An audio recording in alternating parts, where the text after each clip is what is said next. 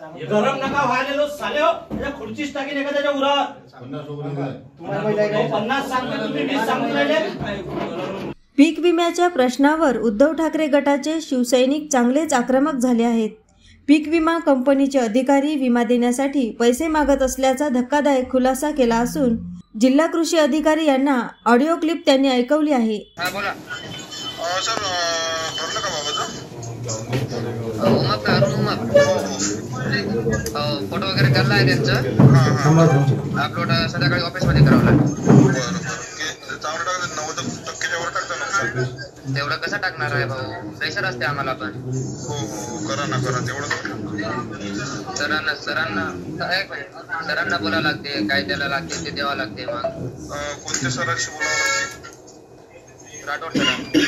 काय द्यावं लागते? काय ते त्यांना काय लागते वरचं खर्च पाहिजे सांगा ना, किती लागते काय बोलून घ्या ना त्यांनाच, त्यांच्याच हातात असते सगळं काय। आम्हाला अरुण उमाकर किलो होतो। हॅलो, हा बोला। ते नुकसान म्हटलं टाकून दिला 90%च्या वर। 90%च्या वर? हो। तुम्ही नाराज करता राव आम्हाला। नाही नाराज नाही करत, सांगा ना। असं नसते ना ते। काय करा सांगा। बोला तुम्ही। मी इकडे बाहेर गावी आलो आहे। डॉक्युमेंट? हा, बाहेर गावी आहे का तुम्ही? हो हो। बरोबर, ठीक आहे, चालते।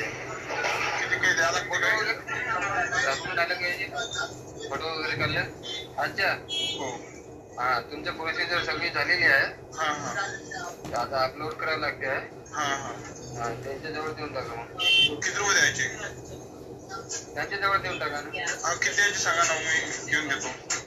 हा, किती द्यायचे? 500। बरोबर। कोणते करू का की काय करू? हा, कोणते करू? काय कोणते करू का? फोन पे? नाही, द्यायला देऊन टाका ना। बरं, मग आता मी तर इकडे बाहेर गावल्याला देऊ का? अहो मी काय म्हणते, यांना फोन पे करून टाका, ते देऊन टाकते। नांदगाव खंडेश्वर तालुक्यातील अनेक शेतकऱ्यांना विमा न मिळाल्याने अमरावती जिल्हा कृषी अधिकारी कार्यालयावर धडक देत पीक विमा कंपनीच्या अधिकाऱ्यांशी चांगलीच बाचाबाची झाली। त्यांच्यावर याच्यानुसार आम्ही वरतही कळवतो आणि इथं साहेब एफआयआर करा, खंडणीचा एफआयआर करा त्याच्यावर। माहिती घ्या, आताच्या आता खंडणीचा एफआयआर करा त्याच्यावर। साहेब एफआयआर मी इथून उठणार नाही, झाला पाहिजे, बिलकुल उठणार नाही। हिस्सेदार आहे तुम्ही, त्यातले हिस्सेदार आहे।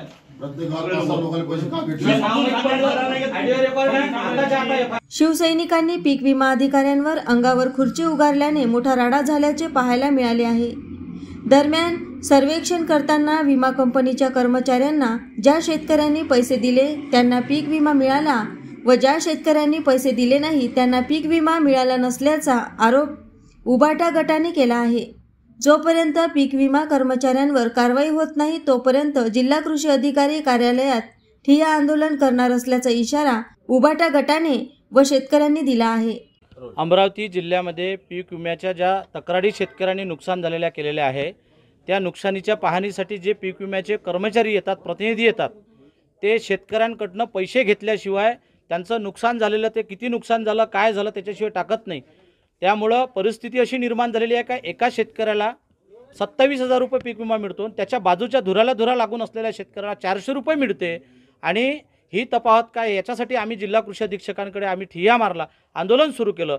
या दरम्यान आम्हाला माहिती भेटली, आम्ही ऑडिओ क्लिप दिली, कोणीतरी राठोड नावाचा पीक विम्याचा प्रतिनिधी आणि कृषी अधिकारी, त्याच्यात कृषी अधिकारी सुद्धा समाविष्ट आहे, हे लोक पैशाची मागणी करतात। आमच्याकडे रेकॉर्डिंग आहे की 500-500, 1000-1000 रुपये शेतकऱ्यांकडून जोपर्यंत घेतल्या जात नाही तोपर्यंत त्या शेतकऱ्याच्या पीक विम्याचं एवढं नुकसान पिकाचं झाल्याचं ती त्याच्यामध्ये टाकल्या जात नाही, त्यामुळे शेतकऱ्यांना पीक विमा मिळत नाही। म्हणून आज शिवसेना उद्धव बाळासाहेब ठाकरे पक्षाच्या वतीनं आम्ही या ठिकाणी आज तीव्र आंदोलन केलेलं आहे। 2 तासापासून ठिय्या आंदोलन सुरू केलेलं आहे। जोपर्यंत त्या राठोडवर एफआयआर करत नाही खंडणी मागितल्याचा तोपर्यंत आम्ही हे कार्यालय सोडणार नाही, असा इशारा जिल्हा कृषी अधीक्षकांना आणि जिल्ह्याचे जे पीक विम्याचे अधिकारी आहे सर्व त्यांना आज या ठिकाणी दिलेला आहे। पूर्ण जिल्ह्यात येलो मोजाकचा रोग आला होता, त्याच्यापूर्वी शेतकऱ्यांनी अतिवृष्टीच्या तक्रारी केल्या होत्या की अतिवृष्टीमध्ये आमच्या पिकाचं, सोयाबीनचं, कपाशीचं, तुरीचं, इतर पिकांचं फार मोठ्या प्रमाणात प्रचंड नुकसान झाल्याच्या तक्रारी शेतकऱ्यांनी केल्या होत्या। परंतु त्या 72 तासाच्या आत शेतकऱ्यांनी तक्रार केल्यानंतर 10 दिवसाच्या आत पीक विम्याच्या प्रतिनिधींनी शेतात येऊन प्रत्यक्ष पाहणी करायला पाहिजे. 2 महिन्यानंतर पाहणी करायला आल्यावर सोयाबीन पीक हे पिवळं दिसलं, त्यामुळे त्या विम्याच्या प्रतिनिधींनी येलो मोजॅकचा रोग आल्यामुळे तशी नोंद केली. तशी नोंद केल्यामुळे हजारो शेतकऱ्यांच्या जिल्ह्यातल्या तक्रारी ह्या पीक विम्याच्या कंपनीच्या प्रतिनिधींनी रिजेक्ट केल्या. त्याचा जाब विचारण्यासाठी आज आम्ही या ठिकाणी आलो. 7 दिवसाच्या आत याचा जाब न भेटलात आम्ही भव्य मोठं असं रास्ता रोको आंदोलन या कृषी विभागाच्या विरोधात आणि शिंदे फडणवीस सरकारच्या विरोधात या ठिकाणी करू.